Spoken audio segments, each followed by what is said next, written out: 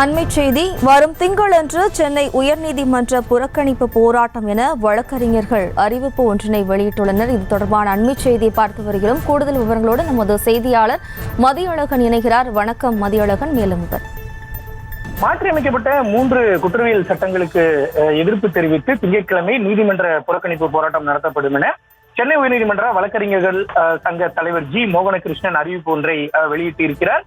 இது தொடர்பாக இன்று ஆலோசனை கூட்டமானது நடைபெற்றது.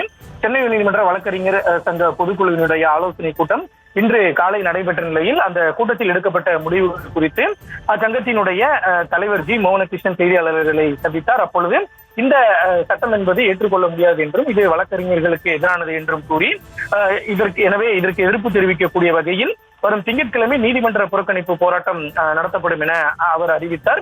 ஏற்கனவே இந்த 3 சட்டங்களுக்கு எதிர்ப்பு தெரிவித்து சென்னை உயர்நீதிமன்ற வளாகம் முன்பு போராட்டங்கள் எல்லாம் நடைபெற்ற நிலையில் அடுத்த கட்டமாக நீதிமன்ற புறக்கணிப்பு போராட்டம் நடத்தப்படும் என்றும் சென்னை உயர்நீதிமன்ற வழக்கறிஞர் சங்கம் அறிவித்திருக்கிறது.